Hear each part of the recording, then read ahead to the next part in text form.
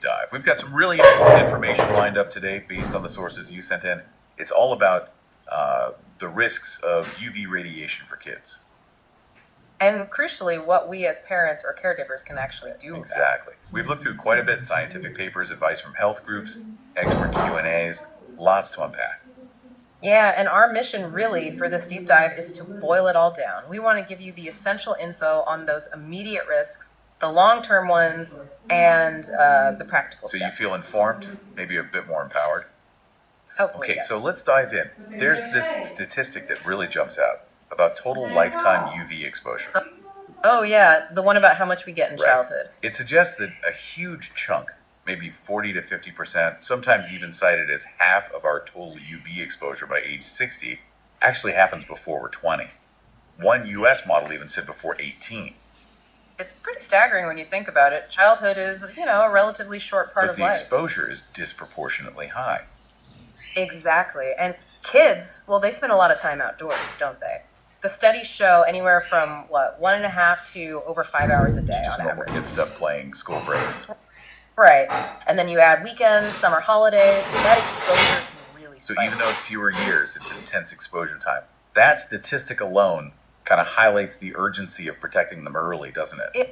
It absolutely does. And it seems this early window is particularly critical for setting up long-term risk patterns, like how moving geographical locations affects skin cancer risk differently depending on age. Interesting. Okay, so let's focus on the immediate stuff first. What happens right away?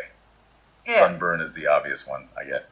Yeah, definitely the most common. It's basically the skin's reaction when UV exposure overwhelms its natural defense, which is melanin, the pigment. So when you don't have enough melanin or the sun's too strong, You get that redness, the heat, the pain, sometimes itching, tightness, and then too. the peeling later on. Right? Usually about a week later. But if you see blisters forming, that's actually a sign of a more serious burn, a second-degree Ouch. burn. And the advice is always not to pick at peeling skin or pop blisters, right? To avoid infection. Exactly, let it heal naturally. But sunburn isn't the only immediate thing. There's also photo etching. But isn't that something that happens when you're older? Well, that's when we see the major effects, but the initial damage, the groundwork, can start much earlier. Studies have actually shown signs of it even in Really? In teenagers? What kind of signs? So researchers used these special silicone casts to examine skin texture very closely, and they found mild skin damage in a high percentage of teens, especially in sunny places like Eastern Australia. Compared to places with less sun. Yeah, much higher prevalence than, say, in Scotland. So maybe 40-70% in Australia versus around 33% in Scotland in those studies. It might not be visible wrinkles. But the yet. underlying damage is starting. Exactly, setting the stage for more obvious aging later on. And you mentioned eyes too. Immediate effects there. Yes. Short-term high UV exposure can cause things like photokeratitis or photoconjunctivitis. Which are basically like sunburns on the eye. Pretty much, yeah. Inflammation of the cornea or the conjunctiva. It's painful, but usually temporary if you get out of the sun. Okay, so those are the immediate concerns.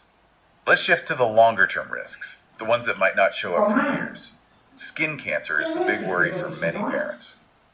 Understandably so. Now, melanoma, which is the most dangerous type, is actually quite rare in young kids. Only about 2-3% of all But cases. the risk goes up as they get older.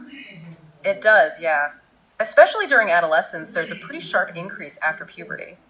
Teenagers aged 15 to 19 actually account for most melanoma cases diagnosed under the age of 20, around 85%. And again, location matters hugely, right? Like Australia versus the UK. Absolutely. Much higher rates in those high UV southern hemisphere countries compared to northern regions. Although it's worth noting trends are How so? changing. Well, while overall rates increased for decades in many places, some areas like Australia and even Sweden have seen recent decreases in young That's people. good news. Maybe the prevention messages are working. That's the hope, yeah. And thankfully, survival rates have also improved a lot over time. That link between childhood sunburn and later melanoma risk is terrifying. Even one bad burn. It's a really critical point. The evidence is strong. Just one blistering sunburn in childhood or adolescence can nearly double the lifetime risk of melanoma. That really drives home the importance of prevention. It really does. And while the other main skin cancers, basal cell and squamous cell carcinoma, are super rare in healthy kids, they can happen in children with certain genetic conditions. Now, what about moles? The sources mentioned a link between childhood sun and moles, or naivety. Yes, melanocytic naivety. There's a very strong connection between UV exposure in those early childhood years and the number of moles a So child more develops. sun equals more moles. Generally, yes. Studies comparing kids in high UV areas like tropical Queensland versus lower UV areas like Germany show much higher mole counts in the sunny Having places. lots of moles is itself a risk factor, isn't it? It is. A high number of naive say, more than 10 that are bigger than 5 millimeters, or over 100 bigger than 2 millimeters, is a known predictor for increased melanoma risk later in life. So minimizing sun exposure early helps reduce mole count, which in turn lowers future risk. It's all connected. Exactly. It's about reducing that baseline risk profile that's established in Are there childhood. other long-term things besides cancer and moles? You mentioned aging earlier. Right. So beyond the visible signs of premature aging like wrinkles, that cumulative childhood UV exposure contributes to long-term loss of skin elasticity. It might even affect how well skin heals And later. the eyes again, long-term. Yes, cumulative exposure is linked to developing cataracts later in life, a major cause of blindness, and also pterygium, which is a kind of growth on the eye surface. Okay, this is definitely painting a clear picture of the risks. Now, are some kids naturally more vulnerable than others? Yes, absolutely. Genetics and skin type play a big role. Fair skin, like red hair? Exactly. Children with fair skin that burns easily and doesn't tan, red or blonde hair, blue eyes, lots of freckles, they are generally at higher risk for melanoma. And family history. That's a major factor too, especially for adolescents.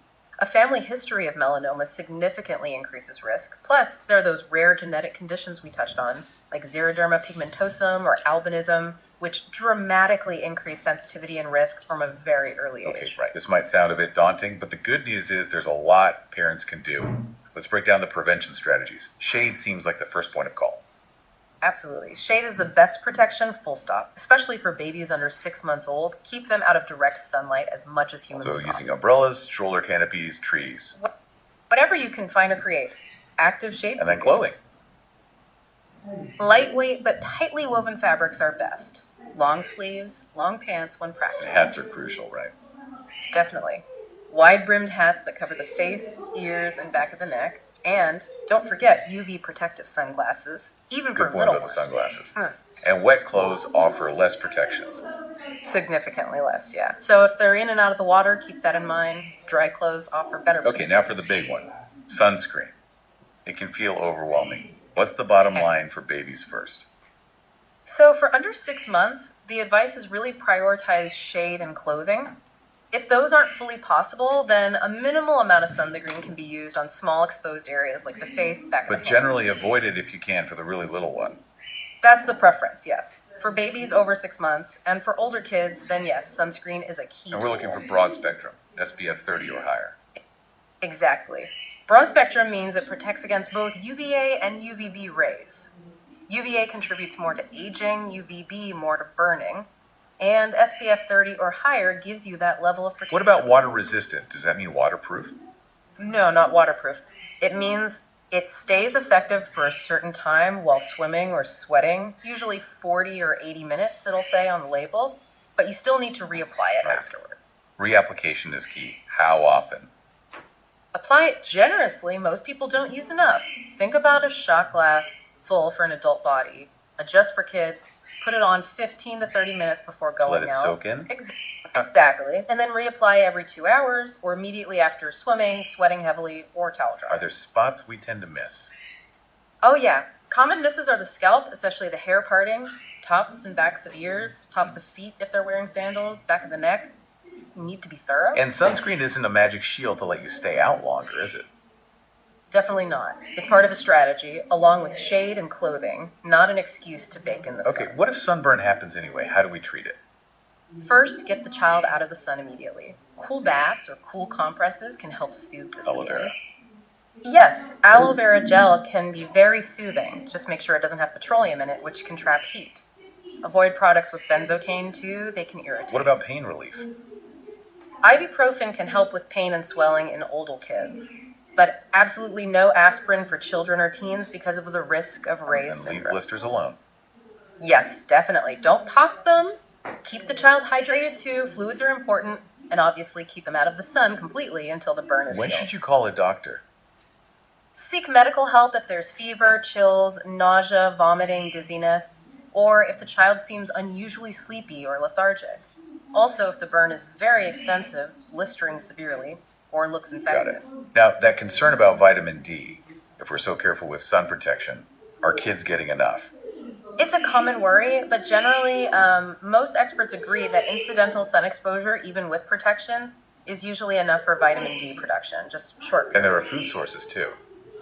Exactly. Fortified foods, fatty fish. And supplements are an option if needed, but best to discuss that with a pediatrician. For most kids, it's not an issue if they have a balanced diet and get outside. And of it. finally, it comes back to us as parents setting the example, doesn't it? Absolutely. Role modeling is huge. If kids see us wearing hats, using sunscreen, seeking shade, they're much more likely to adopt those habits themselves. And things like school policies for shade and sun safety can help too. Definitely. Creating sun-safe environments is important. Okay, so wrapping this up. The Yeah. big takeaway seems to be that childhood is just a really critical time for UV exposure with both immediate and serious long-term consequences. It really is. But the encouraging part is that we have effective ways to protect kids. It's not out of our Consistent control. habits from an early age. Shade, clothing, sunscreen, timing. That's the core of it. Making those things routine can drastically reduce their lifetime risk. So, maybe a final thought for everyone listening. Take a moment to think about your family's typical day. Beyond beach trips or park outings, where are those everyday moments of sun exposure? Yeah, like the walk to school, playing in the garden, even sitting near a bright window Right. sometimes. And how can you weave in small sun-safe adjustments into those routines? Maybe shifting outdoor playtime slightly, always having a hat by the door. Because those small, consistent actions really add up over time. It's the cumulative exposure we're trying It's to about manage. proactive protection, really. Investing in their future health by being mindful today. Exactly. It's powerful stuff, knowing you can make such a difference for their long-term well-being.